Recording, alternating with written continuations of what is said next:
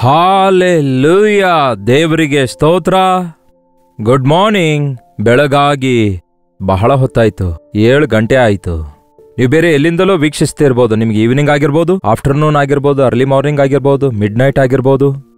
ದೇವ್ರು ಈ ದಿನ ಎಷ್ಟು ಒಳ್ಳೆ ಅವಕಾಶ ಕೊಟ್ಟಿದ್ದಾರೆ. ಯೂಟ್ಯೂಬ್ ಮೂಲಕ, ಈ ಸೋಷಿಯಲ್ ಮೀಡಿಯಾದ ಮೂಲಕ, ಯಾರೇ ಆಗಲಿ, ಎಲ್ಲೇ ಆಗಲಿ, ಅಕ್ರಾಸ್ ದ ಗ್ಲೋಬ್, ಯಾವುದೇ ಸಮಯವಾಗಲಿ, ನೀವು ಕೂಡ ಈ ಲೈವ್ನಲ್ಲಿ ಜಾಯಿನ್ ಆಗುವುದಕ್ಕಾಗಿ, ಇಲ್ಲವೇ ನಿಮ್ಮ ಅನುಕೂಲದ ಸಮಯದ ಮೇರೆಗೆ ನೀವು ವೀಕ್ಷಿಸುವುದಕ್ಕಾಗಿ ದೇವರು ಕೊಟ್ಟ ಭಾಗ್ಯಕ್ಕಾಗಿ ದೇವರನ್ನು ಎಷ್ಟೋ ಸ್ತುತಿಸ್ತೇನೆ. ಬಹಳ ವರ್ಷಗಳಿಂದ ಟೆಲಿವಿಷನ್ ಪ್ರೋಗ್ರಾಂ ಕೊಡ್ತಿದ್ದೇವಲ್ಲವೇ, 6:30 ಬೆಳಿಗ್ಗೆ 7 ಗಂಟೆವರೆಗೂ. ಆ ಟೈಮ್ನಲ್ಲಿ ಆ ಟಿವಿ ಟ್ಯೂನ್ ಮಾಡಿದಾಗ ಮಾತ್ರ ಆ ಕಾರ್ಯಕ್ರಮ ವೀಕ್ಷಿಸಲು ಸಾಧ್ಯ, ಇಲ್ಲವಾದರೆ ಮಿಸ್ ಮಾಡಿಕೊಳ್ತಿದ್ರು. ಆದರೆ ದೇವರು ಎಂತಹ ದೊಡ್ಡ ಉಪಕಾರ ಮಾಡಿದ್ದಾರೆಂದು ನೋಡುವುದಾದರೆ, ಆತನ ವಾಕ್ಯವು ನಿರಂತರವೂ ನಿಲ್ಲುವುದು, ಆತನ ಮಾತಿಗೆ ಕೊನೆಯೇ ಇಲ್ಲ. ಹಾಗಾದರೆ ನಿಜವಾಗಲೂ ಇಂತಹ ಅವಕಾಶ ನೀವು ಉಪಯೋಗಿಸ್ತಿದ್ದೀರಾ? ಸ್ವಲ್ಪ ತಡ ಆದರೂ, ಮುಂದಾದರೂ, ಹಿಂದೆ ಆದರೂ, ಈ ರೀತಿ ದಿನಾಲೂ ದೇವರು ಕೊಡ್ತಿರುವ ಸಂದೇಶಗಳನ್ನು ಕೇಳಿ ಒಂದಲ್ಲ ಒಂದು ಪಾಠವನ್ನು ಕಲಿತು, ಒಂದು ನಡೆಸಲ್ಪಡುವಿಕೆ ಹೊಂದಿಕೊಂಡು, ಒಂದು ಮೇಲನ್ನು ಹೊಂದಿಕೊಂಡು, ಆಧರಣೆ ಹೊಂದಿಕೊಂಡು, ಆಧ್ಯಾತ್ಮಿಕವಾಗಿ ನಂಬಿಕೆಯಲ್ಲಿ ಅಭಿವೃದ್ಧಿ ಹೊಂದಿ ಮುಂದಕ್ಕೆ ಸಾಗುತ್ತಾ ಇದ್ದೀರಾ? ಹಾಗೆ ಮುಂದೆ ಸಾಗಬೇಕೆಂದು, ಆಧ್ಯಾತ್ಮಿಕ ವೀರರಾಗಿ ನೀವು ಇರಬೇಕೆಂದು, ಕರ್ತನ ಬರಣದಲ್ಲಿ ಎತ್ತಲ್ಪಡುವ ಮೊದಲಿಗಿತ್ತಿ ಸಭೆಯಲ್ಲಿ ನಾವೆಲ್ಲರೂ ಇರಬೇಕೆಂದು ದೇವರ ವಾಕ್ಯದಿಂದ ನಾವು ಮೇಲಿಂದ ಮೇಲೆ ಸಿದ್ಧಪಡಿಸಲ್ಪಡ್ತಿದ್ದೇವೆ. ಬನ್ನಿ ಚಿಕ್ಕ ಪ್ರಾರ್ಥನೆಯಿಂದ ಈ ದಿನದ ದೇವರ ವಾಕ್ಯ ಧ್ಯಾನಿಸೋಣ. ಪರಿಶುದ್ಧ ದೇವರೇ, ನಿಮಗೆ ವಂದನೆಗಳು. ಎಂತಹ ದೊಡ್ಡ ದೇವರು ನೀವು ನಮಗಿದ್ದೀರಿ. ನಿಮ್ಮನ್ನು ಅರಿತವರು ಧನ್ಯರಾಗಿದ್ದಾರೆ, ನೀವು ಆರಿಸಿಕೊಂಡವರು ಮತ್ತಷ್ಟು ಧನ್ಯವಾಗಿದ್ದಾರೆ. ದೇವರೇ, ನಿಮ್ಮಿಂದ ಪ್ರೀತಿಸಲ್ಪಟ್ಟವರು ಎಷ್ಟೋ ಭಾಗ್ಯವಂತರಾಗಿದ್ದಾರೆ. ನೀವು ನಮ್ಮನ್ನು ಪ್ರೀತಿಸುತ್ತೀರಿ ಎಂದು ಹೇಳಿಕೊಳ್ಳುತ್ತಲೇ ನಾವು ನಮ್ಮ ಇಷ್ಟಾನುಸಾರವಾಗಿ ಜೀವಿಸುವವರಾಗಿರದೆ, ನಿಮ್ಮ ಪ್ರಣಾಳಿಕೆಗಳನ್ನು ಅರಿತು ಜೀವಿಸಲು ಸಹಾಯ ಮಾಡಿರಿ ಎಂದು ಕ್ರಿಸ್ತನ ನಾಮದಲ್ಲಿ ಬೇಡುತ್ತೇನೆ ತಂದೆಯೇ, ಆಮೇನ್. ಬೈಬಲ್ ದೇವರ ಮಾತಾಗಿದೆ. ಇದರಲ್ಲಿ ಬಹಳ ವಾಗ್ದಾನಗಳಿವೆ. ಬೈಬಲ್ ಏನೋ ಒಂಥರ ಕಥೆಯ ಹಾಗೆ, ಆ ಮನುಷ್ಯರಿಗೆ, ಆ ವ್ಯಕ್ತಿಗಳಿಗೆ, ಆಯಾ ಸಂದರ್ಭಗಳಲ್ಲಿ ದೇವರ ಮಾತುಗಳಾಗಿದ್ರೂ, ಆ ದೇವರ ಮಾತುಗಳು ಜೀವದ ಬುಗ್ಗೆಯಾಗಿರೋದ್ರಿಂದ ಈ ದಿನಕ್ಕೂ ಕೂಡ ದೇವರು ನಿಮ್ಮೊಂದಿಗೆ ಸ್ಪಷ್ಟವಾಗಿ ತನ್ನ ವಾಕ್ಯದ ಮೂಲಕ ಮಾತಾಡ್ತಾರೆ. ಅಂತಹ ನಂಬಿಕೆಯೊಂದಿಗೆ ನೀವು ವಾಕ್ಯವನ್ನು ಓದಿರಿ. ಮಾತ್ರವಲ್ಲ, ವಾಕ್ಯ ಕೇಳುವಾಗ ನಿಮ್ಮ ಹೃದಯಕ್ಕೆ ಅನ್ವಯಿಸಿಕೊಳ್ಳುವ ಹಾಗೆ ಕೇಳಿರಿ. ಬಹಳಷ್ಟು ಜನ ಈ ದಿನ ಎಲ್ಲವೂ ನನ್ನ ಬಗ್ಗೆಯೇ ಹೇಳಿದ್ದಾರೆ ಅನ್ನುತ್ತಾರೆ ಹೊರತು, ಹಾಗೆ ಹೇಳಿರುವುದರಲ್ಲಿರುವ ತಿದ್ದುಪಾಟೇನಾಗಿದೆ, ಆ ರೀತಿ ಹೇಳಲ್ಪಟ್ಟಿರುವುದರಲ್ಲಿ ಎಷ್ಟರ ಮಟ್ಟಿಗೆ ಅವರು ಗ್ರಹಿಸಿಕೊಂಡು ಸರಿಪಡಿಸಿಕೊಳ್ತಿದ್ದಾರೆ ಎನ್ನುವಂಥದ್ದು ಗುರುತಿಸುತ್ತಾ ಇಲ್ಲ. ಅದಕ್ಕೆ ವಾಕ್ಯ ಹೇಳುತ್ತದೆ, ಕೇವಲ ವಾಕ್ಯವನ್ನು ಕೇಳುವವರಾಗಿ ಮಾತ್ರವಿರದೆ ಕೇಳಿರುವುದರ ಪ್ರಕಾರ ನಡೆದುಕೊಳ್ಳುವವರಾಗಿರಿ ಎಂದು ವಾಕ್ಯ ಹೇಳುತ್ತೆ. ಹೌದು, ಎಂದಾದರೂ ಯಾವತ್ತಾದರೂ ದೇವರ ವಾಗ್ದಾನ ನೀವು ಹೊಂದಿಕೊಂಡಿದ್ದೀರಾ? ದೇವರ ವಾಗ್ದಾನಗಳು ಕೆಲವೊಂದು ಸಾರಿ ತಕ್ಷಣ ನಮಗೆ ಅರ್ಥ ಆಗಲ್ಲ. ದೇವರು ಒಂದು ವಾಗ್ದಾನ ಮಾಡಿದ್ರೆ ತಪ್ಪದೇ ಅದನ್ನು ದೇವರು ನೆರವೇರಿಸ್ತಾರೆ.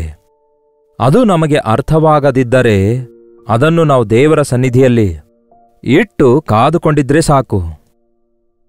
ಎಷ್ಟು ಜನ ಈ ದಿನ ದೇವರ ವಾಕ್ಯ ಓದುವಾಗ, ಏಸಯ್ಯ ದೇವರೇ ನನ್ನೊಂದಿಗೆ ಮಾತಾಡಿರಿ, ನನ್ನ ಸ್ಥಿತಿಗತಿಗಳಿಗೆ ಸಂಬಂಧಪಟ್ಟಿರುವ ವಿಷಯಗಳನ್ನು ತಿಳಿಯಪಡಿಸಿರಿ ಎಂದು ಕೇಳ್ತಾ ಇದ್ದೀರಿ? ಬೈಬಲ್ನಲ್ಲಿ ಹಗ್ಗಾಯ ಎಂಬ ಒಂದು ಪುಸ್ತಕ ಇದೆ, ನೋಡಿದೀರಾ? ಹಳೆ ಒಡಂಬಡಿಕೆದಲ್ಲಿದೆ. ಅದರಲ್ಲಿ ಕೇವಲ 2 ಅಧ್ಯಾಯಗಳಿವೆ. ಒಂದೇ ಅಧ್ಯಾಯ ಇರುವ ಓಬದ್ಯನ ಪುಸ್ತಕ ಕೂಡ ಇದೆ. ಹಾಗೆಯೇ ಯೋಹಾನನು ಬರೆದಿರುವಂತಹ 2ನೇ ಪತ್ರಿಕೆ, 3ನೇ ಪತ್ರಿಕೆ ಕೂಡ ಒಂದೊಂದೇ ಅಧ್ಯಾಯಗಳಿವೆ. ಹಾಗೆಯೇ ಮತ್ತೊಂದು ಪತ್ರಿಕೆ ಇದೆ, ಯೂದನು ಬರೆದಿರುವ ಪತ್ರಿಕೆ ಕೂಡ ಒಂದೇ ಅಧ್ಯಾಯವಿದೆ. ಆದರೆ ನೀವು ಗಮನಿಸಿ ನೋಡುವುದಾದರೆ, ಹೀಗೆ ಚಿಕ್ಕ ಅಧ್ಯಾಯ ಅಂದುಕೊಳ್ಳಿರುವ ಪುಸ್ತಕದಲ್ಲಿ ಹೆಚ್ಚಾಗಿ ಸಾರಾಂಶಗಳು ಮತ್ತು ಹೆಚ್ಚಾದ ಅತ್ಯವಶ್ಯಕವಾದ ವಿಷಯಗಳಿವೆ. ಈ ಹಗ್ಗಾಯಿ ಪುಸ್ತಕದಲ್ಲಿ 2ನೇ ಅಧ್ಯಾಯದ 23ನೇ ವಚನ ಓದುತ್ತೇನೆ ಕೇಳ್ರಿ. ನನ್ನ ಸೇವಕನೂ ಆದ ಶೆಯಲ್ತೀಯೇಲನ ಮಗನೂ ಆದ ಜೆರುಬ್ಬಾಬೆಲನೇ, ನಾನು ನಿನ್ನನ್ನು ಆರಿಸಿ ತೆಗೆದುಕೊಂಡಿದ್ದೇನೆ. ನಾನು ನಿನ್ನನ್ನು ಆರಿಸಿ ತೆಗೆದುಕೊಂಡಿದ್ದೇನೆ. ನೀವು ನಂಬಿಕೆಯಿಂದ ಓದುವುದಾದರೆ, ದೇವರು ನಿಮ್ಮ ಸಂಗಡ ಮಾತಾಡ್ತಿದ್ದಾರೆಂಬ ನಂಬಿಕೆಯಿಂದ ಓದುವುದಾದರೆ, ಈ ಮಾತು ನಿಮ್ಮ ವಿಷಯದಲ್ಲಿ ಅಕ್ಷರಶಃ ನೆರವೇರುತ್ತೆ ಪ್ರಿಯರೇ. ನಾನು ಅಂದರೆ ಯೇಸು, ನಿನ್ನನ್ನು ಅಂದಾಗ ನಿಮ್ಮ ಹೆಸರಿಟ್ಕೊಡ್ರಿ. ಹೌದಲ್ಲವೇ? ನನ್ನನ್ನು ಆರಿಸಿಕೊಂಡಿದ್ದಾರೆ.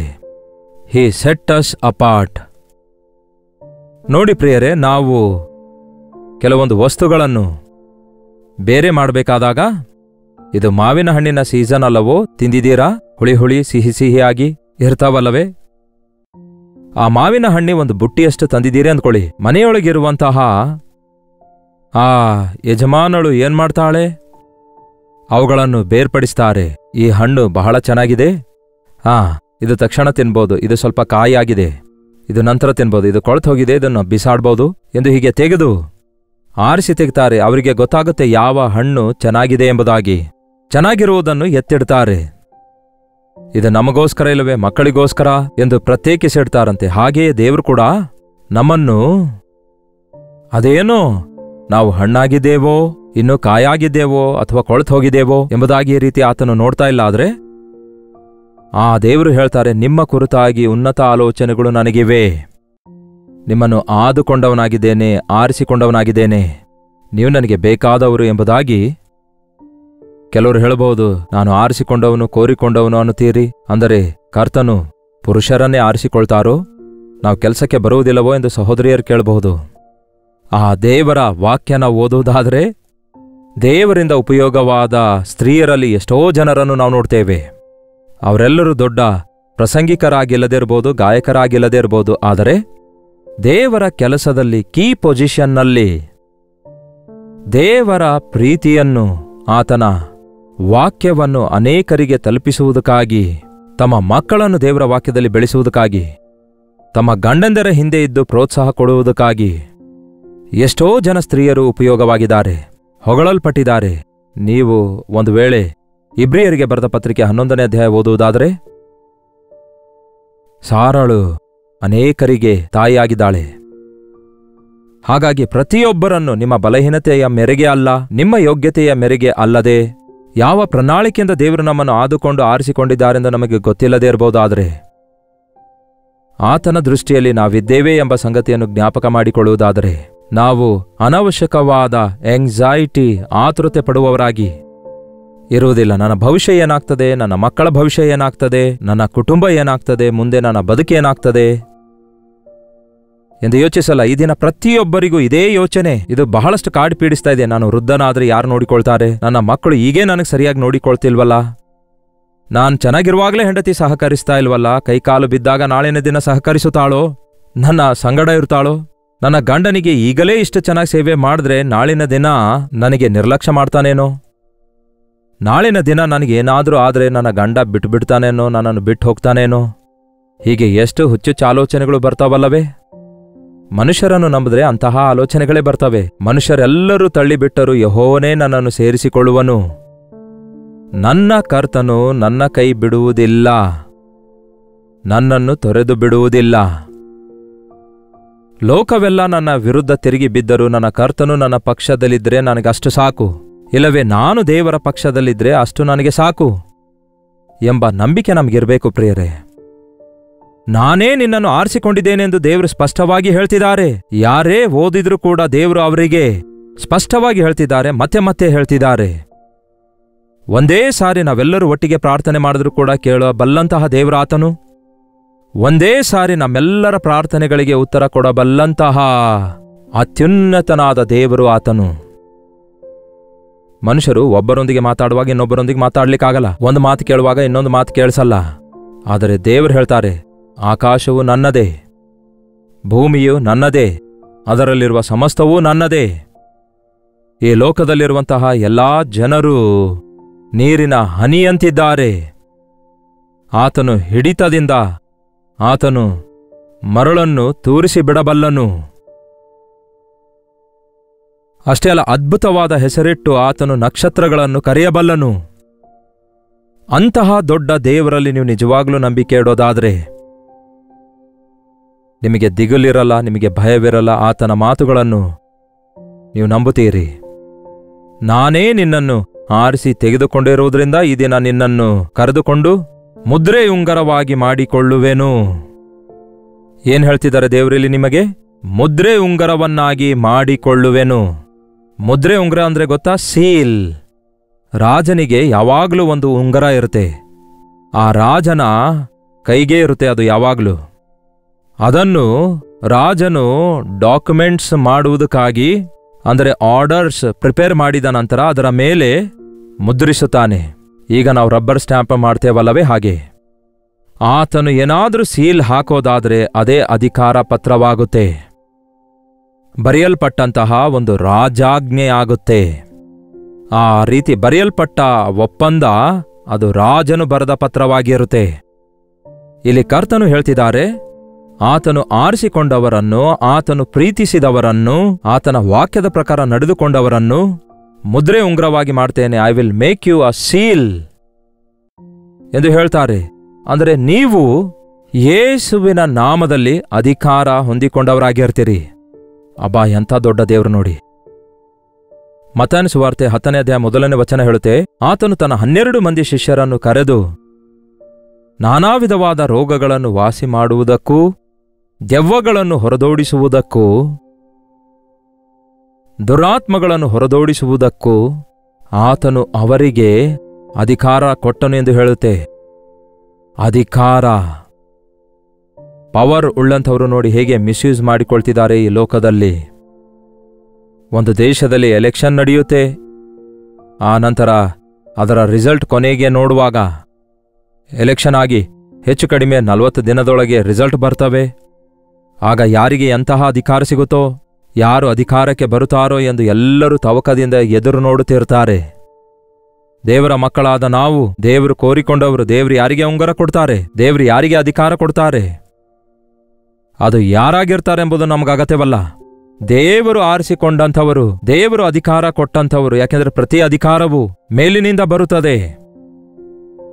ಇಹಲೋಕದ ರಾಜರುಗಳು ದೇವರಿಂದಲೇ ಆರಿಸಲ್ಪಡುತ್ತಾರೆ. ನನಗೆ ಗೊತ್ತಾಗದಂತೆ ಯಾವುದು ನಡೆಯಲ್ಲ, ಸರ್ವ ಅಧಿಕಾರವು ನನಗೆ ಕೊಡಲ್ಪಟ್ಟಿದೆ ಎಂದು ಹೇಳಿದ ದೇವರ ಚಿತ್ತದಾನುಗುಣವಾಗಿ ಯಾವ ಅಧಿಕಾರ ಯಾರಿಗೂ ಕೊಡಲ್ಪಡುವುದಿಲ್ಲ. ನಾವು ಪ್ರಾರ್ಥಿಸ ಬದ್ಧರಾಗಿದ್ದೇವೆ. ಲೋಕದಲ್ಲಿರುವ ಅಧಿಕಾರಿಗಳಿಗೆ ಕೊಡಲ್ಪಡುವ ಅಧಿಕಾರ ಅದು ಸ್ವಲ್ಪ ಮಟ್ಟಕ್ಕೆ. ದೇವರ ಮಕ್ಕಳಿಗೆ ಆತನು ಕೊಡುವ ಅಧಿಕಾರ ಎಷ್ಟು ದೊಡ್ಡದಾಗಿರುತ್ತೆ ನೋಡಿ. ಊಹೆಗೆ ಮಿಗಿಲಾದದಾಗಿದೆ. ರೋಗಗಳನ್ನು ಸ್ವಸ್ಥಪಡಿಸುವುದಕ್ಕೂ ದೆವ್ವಗಳನ್ನು ಹೊರದೋಡಿಸುವುದಕ್ಕೂ ಅಧಿಕಾರ ದೇವರು ಕೊಡ್ತಾರೆ. ಕ್ರೈಸ್ತಿಯ ಸಮಾಜವೇ, ಈ ದಿನ ಶುಕ್ರವಾರವಾಗಿದೆ. ಉಪವಾಸ ಪ್ರಾರ್ಥನೆಗಳು ಸಭೆಯಲ್ಲಿ ನಡೆಯಬೇಕು.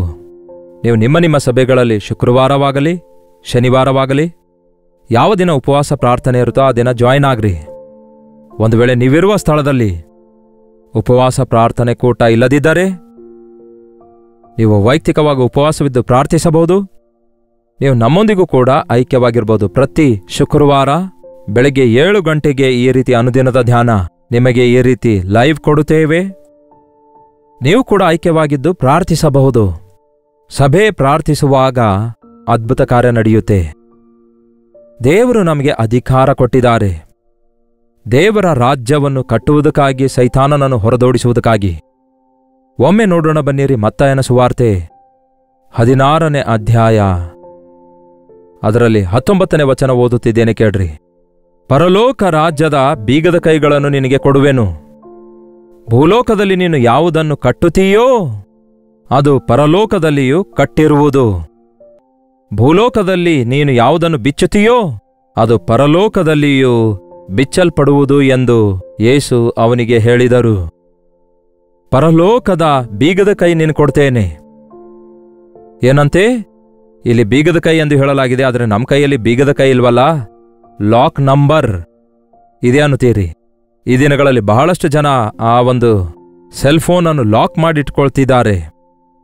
ಆ ಲಾಕ್ ಗೊತ್ತಿಲ್ಲದಿದ್ದರೆ ಯಾರು ಒಳಗೆ ಹೋಗ್ಲಿಕ್ಕಾಗಲ್ಲ. ಐಡಿ ಇಲ್ಲದೆ ಒಳಗಡೆ ಹೋಗ್ಲಿಕ್ಕಾಗಲ್ಲ. ಇಲ್ಲಿ ಯೇಸು ಹೇಳ್ತಿದ್ದಾರೆ, ಪರಲೋಕದ ಅಧಿಕಾರವನ್ನು, ಅಂದರೆ ಪರಲೋಕವನ್ನೇ ಓಪನ್ ಮಾಡುವಂತಹ, ಕ್ಲೋಸ್ ಮಾಡುವಂತಹ, ಪಾತಾಳವನ್ನೇ ತೆರೆಯಬಲ್ಲಂತಹ, ಮುಚ್ಚಬಲ್ಲಂತಹ ಅಧಿಕಾರ ನಿನಗೆ ಕೊಡ್ತೇನೆ ಅನ್ನುತ್ತಾರೆ. ಏನಾಗಿದೆ ಆ ಅಧಿಕಾರ?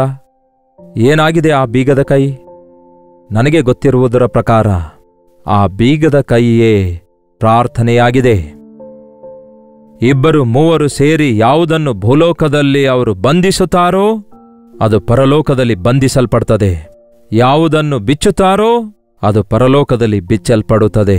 ಕ್ರೈಸ್ತೆಯ ಸಭೆಯೇ, ನಿಮಗೆ ದೇವರು ಅಧಿಕಾರ ಕೊಟ್ಟಿದ್ದಾರೆ. ಪರಿಸ್ಥಿತಿಗಳನ್ನು ನೋಡಿ ನೀವು ಭಯಪಡಬಾರದು. ನಿಮ್ಮ ಪ್ರಾರ್ಥನಾ ಶಕ್ತಿಯನ್ನು ನೋಡಿ ನಿಮ್ಮ ಸುತ್ತಲಿರುವವರು ಭಯಪಡಬೇಕು. ಅದನ್ನು ನೋಡಿ ದೇವರಿಗೆ ವಿಧೇಯರಾಗುವಂತೆ ದೇವರು ತನ್ನ ಕಾರ್ಯ ಮಾಡುತ್ತಾರೆ. ಅದಕ್ಕೆ ಉಪವಾಸ ಪ್ರಾರ್ಥನೆ ಪರಲೋಕದ ಬಾಗಿಲನ್ನು ತೆರೆಯುತ್ತದೆ, ನರಕದ ಬಾಗಿಲುಗಳನ್ನು ಮುಚ್ಚಿ ಹಾಕ್ತದೆ. ನರಕಕ್ಕೆ ಹೋಗುವ ಆತ್ಮಗಳನ್ನು ಪರಲೋಕಕ್ಕೆ ಕಳುಹಿಸಬಲ್ಲಂತಹ ಪಶ್ಚಾತ್ತಾಪದ ಆತ್ಮವನ್ನು ದೇವರು ಸುರಿಯಮಾಡುತ್ತಾರೆ. ಅಪವಿತ್ರಾತ್ಮಗಳು ಬಂಧಿಸಲ್ಪಡುವ ಹಾಗೆ, ಪವಿತ್ರಾತ್ಮನ ಕಾರ್ಯಗಳು ಬಹಳ ವಿಸ್ತಾರವಾಗಿ ಲೋಕದಲ್ಲಿ ನಡೆಯುವ ಹಾಗೆ ನಾವೆಲ್ಲರೂ ದೇವರಿಂದ ಉಪಯೋಗವಾಗುವ ಪಾತ್ರೆಗಳಾಗಿ ಆತನ ಮುದ್ರೆಯ ಉಂಗರದಂತೆ ಆತನು ಕೊಟ್ಟ ಅಧಿಕಾರವನ್ನು ಸದುಪಯೋಗ ಮಾಡಿಕೊಂಡು ಅದನ್ನು ಅನ್ವಯಿಸಿಕೊಳ್ಳುವ ಹಾಗೆ ಸಭೆಯಾಗಿ ಪ್ರಾರ್ಥಿಸೋಣ. ಪ್ರಾರ್ಥನೆಯ ಮೂಲಕ ಅದ್ಭುತ ಮಹತ್ ಕಾರ್ಯಗಳನ್ನು ಅನುಭವಿಸೋಣ. ಪ್ರಾರ್ಥನೆ. ಪರಿಶುದ್ಧ ದೇವರೇ, ನಿಮಗೆ ವಂದನೆಗಳು. ನಾವು ಪ್ರಾರ್ಥನೆ ಹೀನರಾಗುವಾಗ ಅದು ನಮ್ಮನ್ನು ಬಲಹೀನರನ್ನಾಗಿ ಮಾಡ್ತದೆಂದು, ನೀವು ಕೊಟ್ಟ ಅಧಿಕಾರವನ್ನು ದುರುಪಯೋಗ ಮಾಡಿಕೊಳ್ಳುವಂತೆ ಮಾಡುತ್ತೆಂದು, ಅದನ್ನು ನಿರ್ಲಕ್ಷ್ಯ ಮಾಡುವವರನ್ನಾಗಿ ಮಾಡುತ್ತದೆಂದು ತಿಳ್ಕೊಂಡಿದ್ದೇವೆ.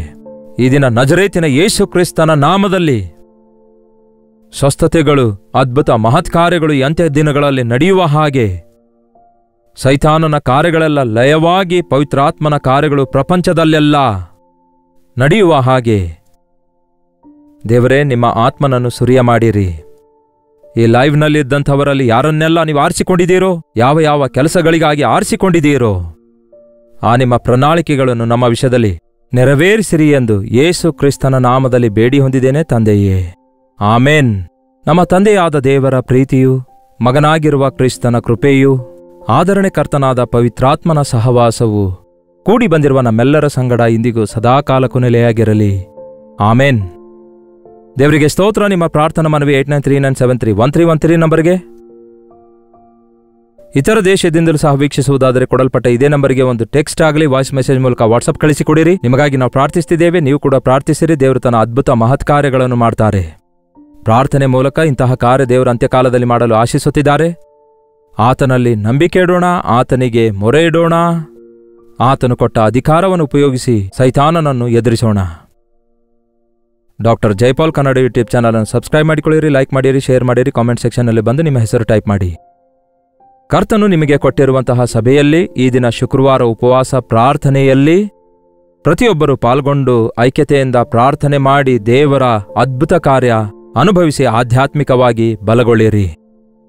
ಅಲ್ಲಿಯವರೆಗೂ ದೇವರ ಮಹಾಕೃಪೆ ನಿಮ್ಮೆಲ್ಲರೊಂದಿಗಿರಲಿ.